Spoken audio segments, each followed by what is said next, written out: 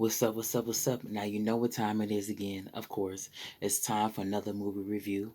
Of course, and once again, like I did in my last video, I won't be reviewing an actual movie. It'll be another episodic series from the MCU called Falcon and the Winter Soldier, as most of you probably heard of, if not all of you in the world have probably heard of. And so I'll be reviewing this and going into it.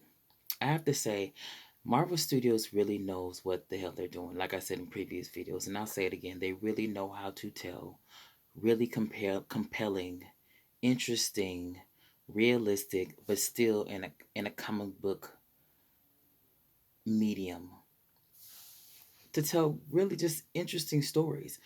I was always, and I said this in a previous video, I was always interested in the aftermath of the snap, in which in the series they call it a blip too. So they mentioned it and called and referred to the snap as the blip in WandaVision, Spider-Man Far From Home, and also in now in Falcon and Winter Soldier. But in the Avengers films, which is one film, but it's split into two, as you guys all know, it's called the snap because Thor saw it as a snap, and they refer to it as the snap too, just leading up to Avengers Infinity War. So refer to it as the blip, and it starts off with this incredible, incredible flying action sequence with Sam, which is Falcon, and it is so well produced. It looks like you're watching a movie. In this first episode, we get six, which is unfortunate because first episode was so wonderful.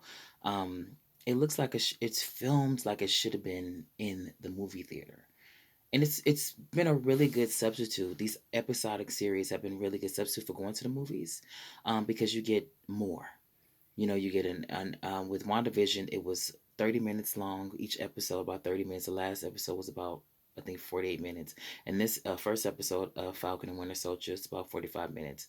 So it's expanding. It's we're getting a lot longer stories in each episode, and it's so well done. Just the sequence of Sam finding out that he's working for the government just 2 months after the snap, and just moving on with his life after the snap, after the blip, and he's working for the government in Libya, and he's taking on this assignment to stop these terrorists called the LAF. Yeah, I think his belief is LAF. And he's flying through the air using his wings, as we know, signature wings, as we know in the comic book and also in the other movies.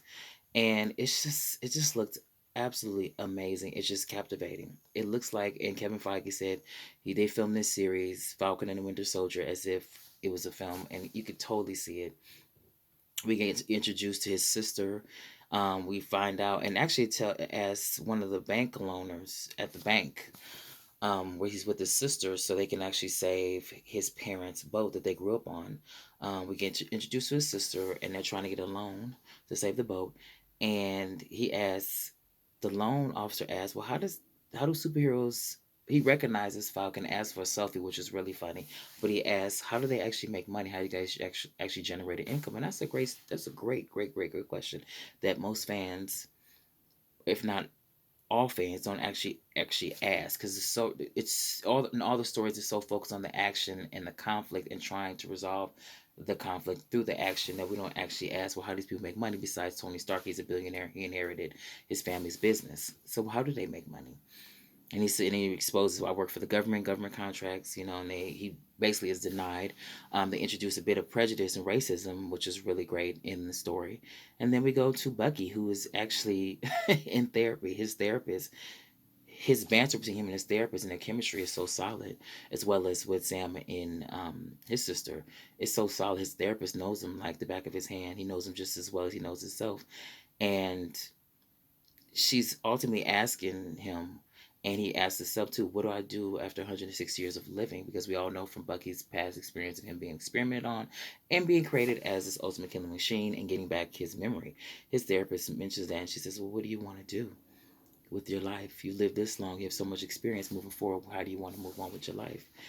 And those are just such great moments because they're so grounded in reality.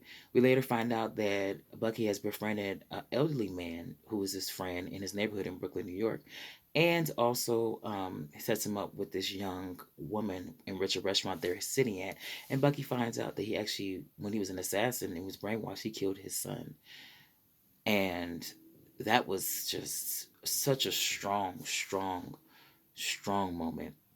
We also see Sam too, who indicts and gets rid of Captain America's shield made of made of vibranium. Sorry, and he puts it in the Smithsonian. And by the end of the series, too, at the end of the episode, we see someone who becomes Captain America. That's not the Steve, which is played by Chris Evans' character. It was a really great episode. It was just good to see like these characters outside of the Avengers and what they're doing, because they live such interesting lives and it's told in such an interesting way.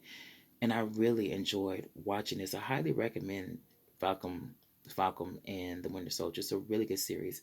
The first episode, I give it an A, a solid A. It's really good.